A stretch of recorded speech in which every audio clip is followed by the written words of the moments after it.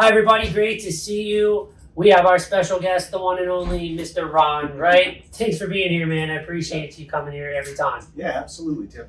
Look, today we want to just kind of keep it high level. We know you put out a wonderful newsletter for our clients to engage at deeper levels. But we love doing this because we just want to have something somebody can see at a snippet to say, okay, I know what's going on in the market. I know what's going on in the economy, and I know what's going on in my portfolio. Right. So with that being said, let's start things off with the economy. A lot of talk, a lot of headlines. Are we in a recession? Right. What's going on? Yeah, that's the biggest question right now. And there's a lot of arguments going back and forth between a lot of really smart people. And the question is, are we in a recession? Are we not in a recession? What makes a recession? And so the shortcut answer to that is typically a recession is called when there are two consecutive quarters of contraction in GDP, gross domestic product, which we have had happen. We've had two quarters of contraction. However, the long answer is that there's an official government agency that labels recessions. It's the NBER, the National Bureau of Economic Research. And they're the ones that make the official pronouncement. And they have a lot of other things that they look at in order to determine whether it's a recession. So it could take a while then. It could take a while. And they have gone for as long as 2 years after a recession starts to actually label it in the past. So they look at a lot of things. And so I think the best answer that we have for this is when I look at that, I think if it looks like a duck, if it walks like a duck, if it quacks like a duck, then it's a duck. I think so, right. So we're starting to think that it's a duck. We think that we're in the recession. Yeah. What do you think about the markets right now? Everybody's asking me, are we at a bottom? Do you think we still have, a dead count bounce happened, right? Everybody got excited about that. There was volume behind that. People were really starting to think, maybe things are turning around, right? Right. What are your thoughts on the market and how it's been acting? So we've certainly had what I would characterize as a bear market rally. We had a really big drop from the top, and then we had sort of a slowdown and a bottoming, and it looked like we were recovering. And it's really not uncommon at all, particularly when we have a big bear market drop, to have a recovery of as much as 50% of what was lost. And if you were to look at the charts and add up the numbers, you'd find that that's very close to exactly what happened this time. Wow. We had almost precisely a 50% retracement of the down, and then we came back up. And now we're kind of turning that corner and heading back down. So very likely what we're going to see is at least a retest of those lows, if not a breakthrough through those lows. And then maybe we can see something constructive really happening. So then clearly we haven't seen the bottom yet. No, I really don't believe so. And that's there's a lot of people out there that are in the same camp as I am, because there's just nothing structurally that would cause this market to suddenly turn around, other than that everybody wants it to. Right. Which would be nice. Right. Yeah. Yes. But that's not really what happens. Why do you think that there was a little bit of an uptick? I think there was a lot of relief once the Fed really started getting in and saying they're going to fight inflation. Mm-hmm. There was a lot of relief there, thinking that this is going to work. So emotional. Yeah. A lot of people thinking it's better than what it really is. Let's try to see if we can get back into things. Exactly. So you have, from a market standpoint, you have two things happening. You have people that are that have sold short, meaning that they made money as it goes down, and now they say, okay, that's enough. I'm going to take my profit, and so they're closing those positions out. And to do that, they have to buy, which that gives some support to the markets. And people see that happening and think, okay, it's done. And so that encourages other people to buy in. And it's a trickle effect. People see things happening, other people are jumping in behind it. Right. Unfortunately, that wasn't a good time to jump in. No. Most likely not. Which is tough, though, as a consumer, a regular consumer, if you're doing this yourself nowadays, you would have to be studying it all the time to see if that was really a good time to get back in or not. Right. Yeah, that's a really important point. One of the things that we look at is there's so much data that's coming in with every day. I mean, with the internet, there's so much information, no human being can possibly process it all. Right. So what we do is we create these thinking shortcuts, and there's an official label for that. It's called a heuristic, and it's a shortcut of thinking. And probably the easiest example of that is just following news headlines to get an idea of what's going on in the world. We can't read all the news stories, so we just read the headlines. Right. But the intrinsic problem with that is you read the headline, you don't really know if that's everything that's in. Because the headline is the headline. Yeah, it's just It's that. to make noise and to get your attention. Exactly. It has become even more so that. So that's an example of one of those thinking shortcuts. Right. And that's what people tend to do with investments too. They see prices going up, that's a thinking shortcut. Prices are going up, it's getting better, I can buy in. Gotcha. But they don't understand what's going on. Why it's beneath really the surface. happening or what's going on with the fundamentals. Exactly. Speaking of headlines, Okay. inflation is on everybody's lips. Right. What's going on with that? Hey, look, it's come down some now. Are we looking to get back into normal rates? Is Right. it going down? Is it going back up? Right. Has the Fed won the war? There you go. Right. Where are we at with that? Especially with what was recently said with Powell, right? Prepare for some more pain. So, Yes. what is your opinion on the inflation? Yeah. So there's a lot of talk, particularly in the media, about peak inflation. Inflation has peaked. Now it's going to go back down. But the reality is that we've had one good data point, and that's it. Right. 2 months ago, CPI inflation was at 8.5%. Then it rose up to 9.2%, and then it dropped back to 8.5%. And the media grabbed hold of that and said, inflation has peaked. Now everybody can celebrate, and that's one of those thinking shortcuts, right? Yes. When you just read the headline, It and sounds don't like understand. emotion sometimes gets involved a lot. Yes. Just by reading these headlines. Then Absolutely, people make adjustments in their portfolio. based on that. Unfortunately, they might get a little hurt. Right. So the way I would characterize it right now is inflation is in the process of peaking, Okay. but that doesn't mean that it has peaked. Right. We could still go up higher from here. Because there's other factors. It's Yeah. Here's a other good things example going of a factor that's possibly going to push that up. Energy prices are what came down to bring that inflation reading down to 8.5. Mhm. And a large part of that was because Biden released 1 million barrels a day from the Strategic Petroleum Reserve. Mhm. But that's going to end in October. So that support to that market that's helped push those prices down is going to be taken away. Then what's going to happen? Well, likely prices are going to go back up again, Yeah. and that could push that inflation number back up very easily because that was a temporary fix. So you're And- expecting the Fed to stay strong with what they've said, and maybe even more than with interest rates. Yeah, definitely interest rates are still going higher. Every single Fed official said they're going higher. And in fact, they also said they're going to keep them up there for a while. There's this idea that, again, that's come out in the media that we're going to hit about a 4% Fed funds rate, and then immediately the Fed's going to start cutting rates, Mhm. which has never happened in the history of anything the Fed has done. Looking for that quick fix, right? Right, exactly. Yeah, Well, doesn't- we live in a TikTok world, so we live in the Exactly, TikTok yeah. Fed, but it just doesn't happen, and the Fed has never done that. The Fed raises the rates and then waits to see what's going to happen because monetary policy is not instant. It takes That's a great time. point.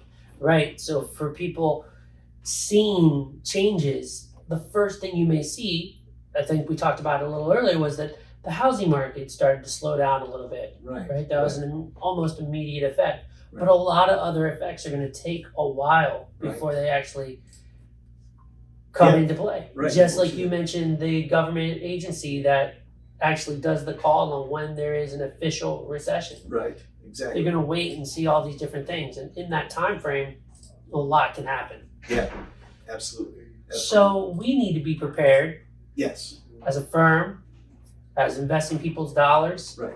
for clients, yeah. a lot of these different scenarios. So Right. how do you feel you've prepared our clients with this situation where we may have more inflation, it might start to taper off, there's more volatility because people have this headline mentality where they want to emotionally jump in and then it can cause spikes, almost like blood sugar, right? People get excited real quick. Yeah. So we want to also maintain, and I know that's what you're really good at. So help us understand a little bit about our portfolio and our positions that we currently hold. Right. Yeah. Right now, our macro analysis says that we're in stage 5 heading into stage 6. What that means is stage 5 is early recession, stage 6 is kind of that all-out recession. And just for those that may not be aware, Ron's way of looking at the market is to actually look at economic cycles and couple that with technical data and other things that he uses at his disposal. But economic cycles is a very big part of how he determines where he invests our dollars. Right. Yeah, we trade the economy, not the market, because the market is, like we were just saying, it's very emotional, it's very volatile. And we're seeing that more and more right now. It almost reminds me of the dot-com bubble, managing through that, and the which crisis, you managed the financial through. crisis. Yeah. You manage. That's a lot of portfolio managers get in and get out. Right. Like their average stay isn't very long at all. Right. Yeah. Average tenure is about 7 years. And And I've been doing this for 30, about 20 years more than that. 20 years. There you go. That's a pretty significant amount. And to stay cool the whole time. And I think it's because of that way that you look at things, which is the economic cycles. Right. It gives you a little bit more calmness to know that you have a model and a pathway, if you will, because it repeats itself. Yes. And you're saying we're in the early recession play right now with our portfolio. Yes. So you're prepared for things to maybe get a little worse. Right. Economically, we're to be heading into that recession. And there's a lot of factors that are involved in that, and it's too weedy to get involved in for our video here today. But there's really nothing that says we're all of a sudden going to turn around. Right. So we're positioning for that next step into a recession. And to do that, we have increased our cash holdings, so we have less exposure to the market, and we have some hedging positions in. So as an example, for our bond strategy, we're only about 35% exposed to the market. Okay. For our stock strategies, we're about 50% exposed to the market. So we have a lot of cash or dry powder in reserve for when we get through this recessionary time and start back up into the next phase of the cycle. We can put that to work near the bottom and really capitalize on being able to buy back in at low prices. That's the name of the game. Absolutely. To get better returns, right, in the long run. Absolutely. Beat the market when it's down and meet the market when it's up. Right. And that's awesome way of looking at things. What I also like and what I hear and what you're saying there is, what if you are not 100% right? Because you're looking at things consistently, rebalancing every Friday, as we all know. Yeah. With that much dry powder, that much cash, you could pivot strategies. Yeah, it's very cool. Now, you'd be likely to do so unless you truly felt it, because you didn't budge during the recent little dead cat bounce that happened. Right. But if you really felt that something was going a direction, you could pivot quickly. Yes. And move. Yes. Which that's something that I really like. So a lot of people are like, oh, well, what if he's wrong? He's so great. What if he's wrong? Well, he's so active that even if he's wrong, the net loss will be minimized. Right. Which I find amazing. Yeah, one of my favorite quotes is by somebody that you studied greatly, John Maynard Keynes, is one of the greatest economists, right? Right. He was quoted as saying, only a fool doesn't change his mind when the facts change. So we don't get stuck in that. What if we're wrong? Well, if I'm wrong, then I change. But we're not emotionally connected to these. Exactly. These are not the stocks and the positions are not our children. We are not emotionally connected. Right. No biasness. Pure economics and math and what you see is the best fit for the portfolio. Right. So with that being said, understanding a little bit about our holdings with the cash and the exposure to the market. Right. How has that played out so far for us this year? Particularly in the bonds, that's played out really well. And in stocks, well, I guess in stocks it's done really well too. So we have beat the overall market. We're well Well, better. Okay, sure. Everything is down year to date. Yeah. Everything is down. We But we have understand that. I lost think far less. all our clients understand that. It's about Yeah. being down less. Yeah, exactly. Just for a real short picture of it, in the second quarter, we were down about half of what the market was. So the Right. market was down 17 or so percent, and we were down 9% for our stock positions. And bonds, particularly, if we compare to the safety, right, of U.S. Treasury bonds, we're down half. The Treasury bond market is actually in its first bear market in 40 years. Wow. And it's down 20% this year, and our bond positions are down half that, about 10%. Wow. So performance-wise, you feel as more volatility increases, you'll probably get closer back to that second quarter returns. Right. Yes. And, one of the things that I think is really important to realize too is the importance of conserving losses in downtimes, particularly for clients who are retired. Yes. And who are in a net distribution phase, right? They're not taking putting money out. into it, right? Right, they're taking money out. And the last thing you want to do is have to sell stuff when it's down lower and lower and lower. So if we can conserve those losses, minimize those losses as much as possible, that can add years to a person's retirement fund. Absolutely. And that's what it's all about. Right. Not running out of money. Exactly. This is a time for protection against risk. It's a good point. So our outlook on things is not that it's dim or negative. It's just that we have positioned ourselves as a country to where we have to kind of pay the piper. We kind of have to go through this process, right? Right. You just can't dodge it. And if you dodge it, it's not a good thing. If we do a magic fix like cut interest rates just to stimulate or something like that, like you mentioned, some camps are thinking that. Right. It's not good. So our outlook is what in your opinion? What do you see our outlook of our future and the portfolio? So I think that we're definitely heading into a recessionary territory. I think we're positioned for that.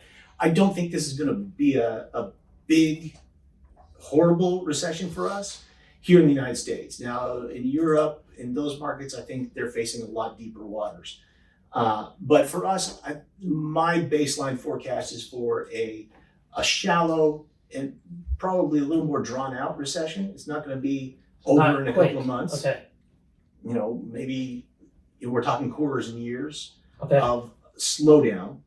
I've heard a lot of analysts calling it a slowflation kind of thing. But a lot of that's going to be dependent on what happens with inflation and how that impacts the overall market. But we're looking for a slow economy, a shallow recession, and then the ability to get back in and see some positive after that. So that's why we're positioned where we are. And you don't think we'll really see things start to really pivot and change for the better until we kind of run through this Fed interest rate increase? Absolutely. Okay. Absolutely. And that's going to take time. It does, right? What do they have that out now? It's like they have it forecasted out a year ahead right now, right? So the Fed forecast put their forecasts out. I look at what the market is forecasting out, and really they're expecting, even the Fed officials are expecting about 4% Fed funds rate by the end of the year. And then they want to take a pause and watch and see what's going to happen. And then we'll determine what kind of policy we're going to see from there. But as I look at the market expectations, the expectation is we're going to maintain that 3.75% to 4% Fed funds rate all the way through until 2026 or so. So that's kind of where we're looking at right now. Wow. So we're going to have rates higher for quite a long time. For a while, it's not just going to go back. Yeah, because inflation doesn't just suddenly turn around and disappear. It's what we call sticky, So people sign leases for their property. Everybody's paying up more now because rent is more expensive, and they have to sign these leases for commercial properties, could be 3 to 5 years. Those prices are going to stay there for that long. So it sounds like, Ron, we're in for a bit of a long haul through this thing. Yeah, And it's going to be some choppy waters. It's going to be hard to navigate the ship. Yeah. That's why we're happy that we have you as our captain navigating that ship. Ladies and gentlemen, I hope you understand that that's the power of what we offer at the firm, is the comparative advantage that we look to find the best people in every sector of our business to help you in your retirement goals and needs. And we feel very confident with Mr. Ron right here as the captain of our ship. That's our time for today. Hopefully we will be back to you here soon, but Ron's a busy guy and has to keep up with everything that's going on. We hope everyone's doing the best. Feel free to contact us at any time if you have any questions. God bless and have a great one.